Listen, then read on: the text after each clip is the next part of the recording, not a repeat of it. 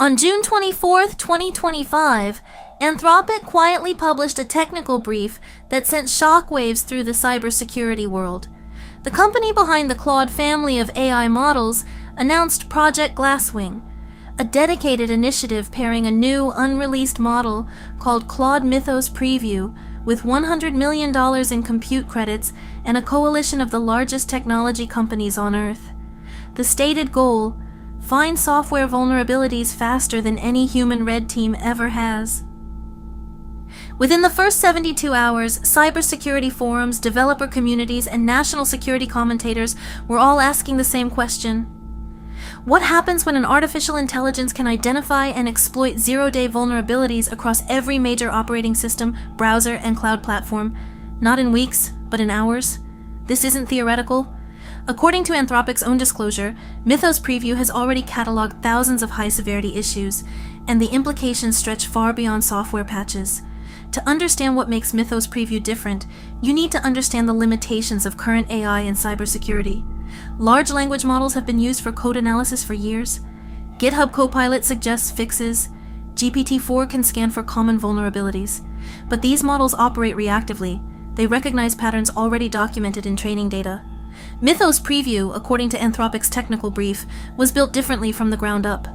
It combines a frontier-scale language model with what the company describes as a reinforcement-learned adversarial reasoning loop. In plain terms, the model doesn't just read code. It thinks like an attacker.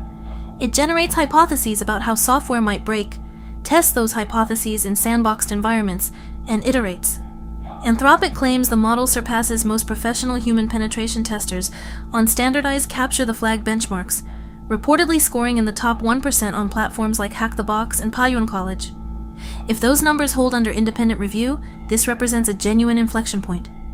What elevates Glasswing from an impressive demo to a strategic event is the partnership structure. Anthropic announced coordinated participation from Amazon Web Services, Apple, Google, Microsoft, Oracle, and Samsung, among others. Each partner has agreed to grant Mythos Preview controlled access to portions of their codebases, under strict legal and technical sandboxing agreements. The $100 million in usage credits, split across AWS and Google Cloud, fund the enormous computational overhead required. Running adversarial reasoning loops across millions of lines of code is not cheap. Dario Amodei, Anthropic's CEO, stated in the announcement, "The only way to secure the software ecosystem at the speed threats now evolve is to make defense as automated and relentless as offense already is." Microsoft's Security Response Center issued a concurrent statement calling the partnership a necessary evolution in coordinated vulnerability disclosure. Apple characteristically said very little, but their participation alone signals how seriously Cupertino is taking AI-driven security. Here is where the numbers become sobering. In its first operational period, reportedly a 90-day controlled pilot, Mythos Preview identified over 4,000 high-severity and critical vulnerabilities across partner codebases. For context, Google's entire Project Zero team, widely regarded as the best in the world, publicly disclosed around 30 high-profile zero days in all of 2024. Now, direct comparison is imperfect. Project Zero focuses on novel, actively exploited zero days. Many of Glasswing's findings may be latent vulnerabilities that haven't been weaponized yet, but the sheer volume suggests something qualitatively new. Specific disclosures remain embargoed under coordinated responsible disclosure timelines, standard practice in the industry, but Anthropic's brief references findings in browser rendering engines, operating system kernel privilege escalation paths, and cloud API authentication flows.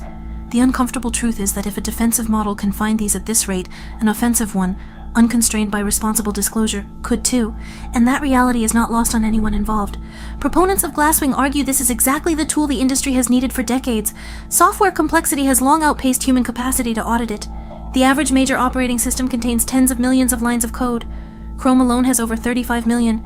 No team of humans, no matter how talented, can comprehensively review that. Jen Easterly, who led CISA through 2025, had been vocal before her departure about the need for AI-augmented security. The agency's Secure by Design initiative explicitly called for automated vulnerability detection at scale.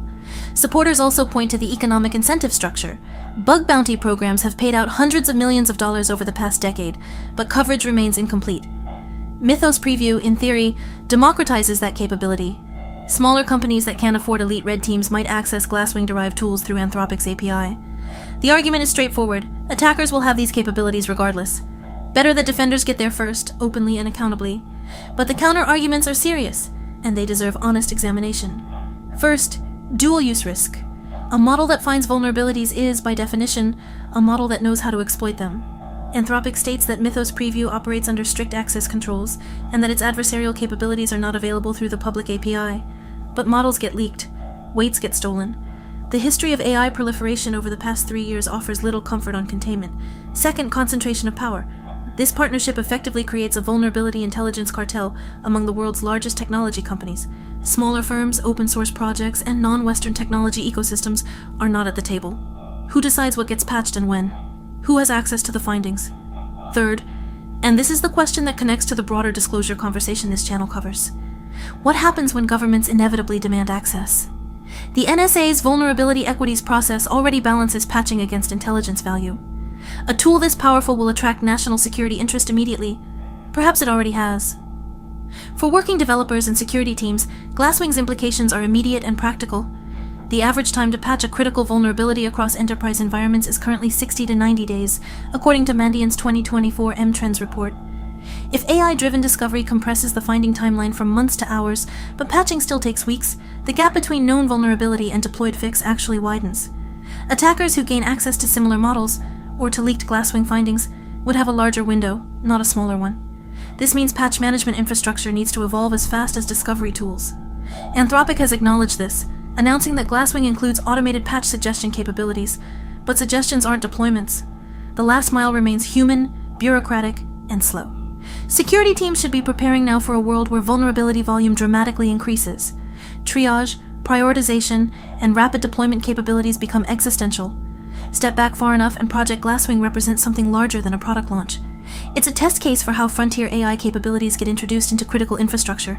Anthropic has positioned itself as the safety-conscious AI company, publishing its responsible scaling policy, voluntarily engaging with the AI Safety Institute, and building what it calls institutional checks on dangerous capabilities. Glasswing is, in a sense, the first major stress test of that framework applied to a capability with clear offensive potential.